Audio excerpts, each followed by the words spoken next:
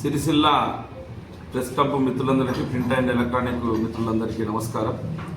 ముఖ్యంగా కరీంనగర్ పార్లమెంట్ సభ్యులు, కేంద్ర హోంశాఖ సహాయ మంత్రిగా పనిచేస్తున్నటువంటి బండి సంజయ్ గారు తెలంగాణ ఉద్యమ నాయకులు, తెలంగాణ రాష్ట్రాన్ని సాధించినటువంటి వ్యక్తి. అదేవిధంగా 10 సంవత్సరాలు తెలంగాణ రాష్ట్రాన్ని అభివృద్ధి పథంలో నిలిచినటువంటి పెద్దలు గౌరవనీయులు కల్వకుంట్ల చంద్రశేఖరరావు గారి మీద చేసినటువంటి అనుచిత వ్యాఖ్యలను తీవ్రంగా ఖండిస్తూ ఈరోజు బండి సంజయ్ గారు అజ్ఞానంతో, జ్ఞానం లేని మాటలు మాట్లాడుతూ ఒక సెంట్రల్ మినిస్టర్ అయి ఉండి కూడా ఈరోజు గల్లీ లీడర్ లెక్క వ్యవహరిస్తూ ఆయన మాట్లాడుతున్నటువంటి భాషను చూస్తే కరీంనగర్ పార్లమెంట్ ప్రజలు మేము ఇలాంటి ఎంపీని గెలిపించినామా, ఇలాంటి పార్లమెంటు సభ్యునికి మేము ఓటేసినామా అని చెప్పి తలదించుకునే విధంగా ఈరోజు బండి సంజయ్ గారి ప్రవర్తన, వారి మాటలు చూస్తూ ఉన్నాం. ఈరోజు బండి సంజయ్ గారు ఏదైతే మాట్లాడుతూ ఉన్నారో, పెద్దలు కేసీఆర్ గారి మీద బీదర్లో దొంగ నోటు ముద్రించి ఈరోజు ఎన్నికల్లో పంపిణీ చేసినామని చెప్పి ఓ అద్దడితమైనటువంటి ఓ గల్లీ స్థాయి లీడర్ లెక్క మాట్లాడుతున్నటువంటి బండి సంజయ్ గారు ఒకటి గుర్తుపెట్టుకోవాలి. ఈరోజు కేసీఆర్ గారి మీద మాట్లాడితే నేను లీడర్ని అయితా, కేసీఆర్ గారి మీద మాట్లాడితే నాకు పదవులు వస్తాయని చెప్పి ఒక భ్రమలో మాట్లాడుతున్నటువంటి మాటలుగా కనిపిస్తావే తప్ప నువ్వు మాట్లాడే మాటలు ఇంకా కార్పొరేట్ స్థాయిలో నువ్వు ఒక కరీంనగర్ జిల్లాలో కరీంనగర్ నగరపాలక సంస్థలో ఉన్నటువంటి కార్పొరేటర్గా ఏదైతే పనిచేసినావో ఆ కార్పొరేటర్ కన్నా ఎక్కువ, మేయర్ కన్నా తక్కువ స్థాయి ఉండే మాటలు మాట్లాడుతున్నటువంటి తీరు కనబడతా ఉంది. నువ్వు పార్లమెంట్ సభ్యునిగా మాట్లాడతలేవు. ఎందుకంటే పార్లమెంట్ సభ్యునికి కొంత జ్ఞానం ఉంటుంది. ఈ అజ్ఞానంతో బండి సంజయ్ గారు మాట్లాడుతున్నటువంటి మాటలు మనం చూస్తూ ఉన్నాం. ఎందుకంటే కేంద్ర హోంశాఖ సహాయ మంత్రిగా పనిచేస్తున్నటువంటి బండి సంజయ్ గారు ఏమనుకుంటున్నట్టే హోంశాఖ అంటే హోంలో ఉండే శాఖనే, అంటే ఇంట్లో కూర్చుంటే శాఖనే అనుకుంటున్నట్టు కనబడతా ఉంది. కానీ ఈరోజు భారతదేశానికి హోంశాఖ సహాయ మంత్రిగా పనిచేస్తున్నటువంటి తీరైతే కనబడే సందర్భం కనబడతా ఉంది. ఈరోజు ఎట్లా మాట్లాడితే అట్లా నోటికి వచ్చినటువంటి మాటలు మాట్లాడుతూ ఉన్నారు. ఈయన ఏంటంటే గల్లీ లీడర్ తప్ప ఢిల్లీ లీడర్ కాదు. ఈయన మనసంతా కూడా గల్లీ చుట్టే తిరుగుతూ ఉంది. ఈరోజు ఢిల్లీ చుట్టూ తిరుగుతలేదు. కరీంనగర్ పార్లమెంటు సభ్యునిగా ఓ అభివృద్ధి కార్యక్రమాలు చేపట్టమని చెప్పి ఇక్కడ ప్రజలు 2 సార్లు నీకు ఓటేసి గెలిపిస్తే కేవలం అభివృద్ధి కాకుండా ఈ గలీజు మాటలతో, ఈ చిల్లర మాటలతో కరీంనగర్ ప్రజలకు కరీంనగర్ గడ్డ ఒక చైతన్యవంతమైన గడ్డ, ఇది విప్లవోద్యమమైన గడ్డ, ఇది సామాజిక ఉద్యమమైన గడ్డ.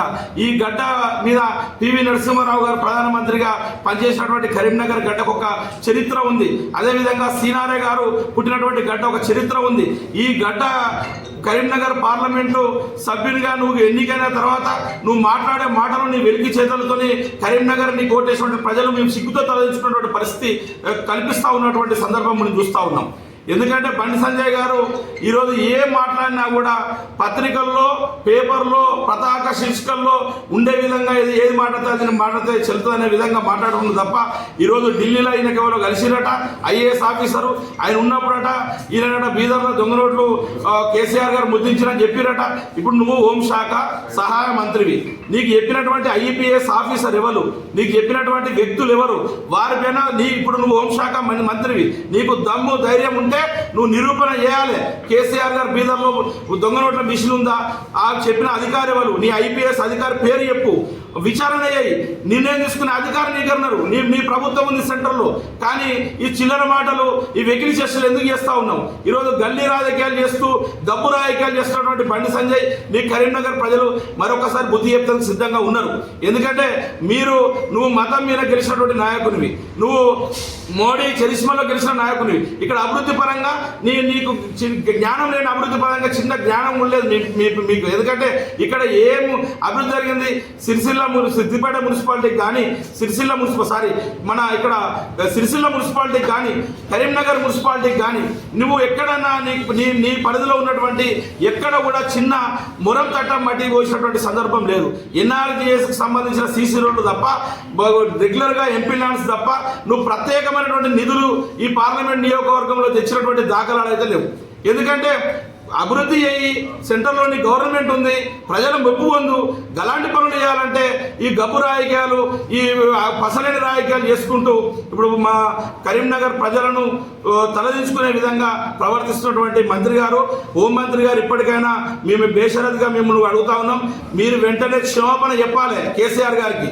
నువ్వు నిరూపణ చేయాలి, నిరూపణ లేకుంటే ముక్కు నాయకు రాసి క్షమాపణ చెప్పాలి కేసీఆర్ గారికి.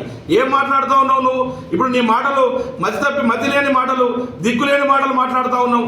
ఒక సభ్యునిగా, పార్లమెంట్ సభ్యునిగా ఎంత ఉందాతనంగా వివరించాలి.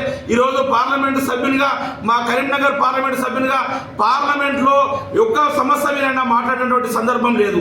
ఈరోజు ఈయన హోంశాఖ మంత్రిగా, సహాయ మంత్రిగా పనిచేస్తున్నటువంటి సభ్యుడు, తోటి సభ్యులు, విపక్ష సభ్యులు క్వశ్చన్ అడిగితే దానికి ఆన్సర్ చెప్పక వేరే మంత్రితో చెప్పించినటువంటి సందర్భం. ఈయన మాట్లాడిన పార్లమెంట్లో ఎప్పుడన్నా పార్లమెంట్లో తెలంగాణ మన కరీంనగర్ వాయిస్ వినిపించిండా? కరీంనగర్ ప్రజలకు సంబంధించినటువంటి అభివృద్ధి విషయంలో వాయిస్ వినిపించాడు. కరీంనగర్ ప్రజలకు రావాల్సినటువంటి నిధుల విషయంలో వాయిస్ వినిపించాడు. ఈయన చేసేటి ఏమంటే ఇవే రాజకీయాలు, రెచ్చగొట్టడము, మతపరమైన రాజకీయాలు, అదేవిధంగా కులపరమైన రాజకీయాలు, అదేవిధంగా ఇలాంటి రాజకీయాలు కేసీఆర్ గారు వినా, కేటీఆర్ గారు వినా మాట్లాడితే పెద్ద లీడర్ అవుతా అని చెప్పి ఒక భ్రమలా మతి భ్రమించి మాట్లాడుతూ ఉన్నటువంటి బండి సంజయ్ గారు వెంటనే క్షమాపణ చెప్పాలి. దమ్ము ధైర్యం ఉంటే నువ్వు నిజంగా నువ్వు హోంశాఖ సహాయ మంత్రిగా ఉన్నావు, నీ చేతిలో చట్టం ఉంది, నీ చేతిలో అధికారం ఉంది. నీ అధికారాన్ని ఉపయోగించి ఈరోజు నీకు చెప్పినటువంటి ఐపీఎస్ ఆఫీసర్ ఎవరు, ఆ ఆఫీసర్ పేరు చెప్పాలి. అదేవిధంగా విచారణ చేసి ఇది జరిగిందా జరగలేదని చెప్పాలి. చెప్తేనే మంచిది బిడ్డ, లేకుంటే ఖచ్చితంగా నువ్వు ముక్కు నెలకు రాసి కేసీఆర్ క్షమాపణ చెప్పాలని చెప్పి మేము బీఆర్ఎస్ పార్టీ నుండి డిమాండ్ చేస్తా ఉన్నాం.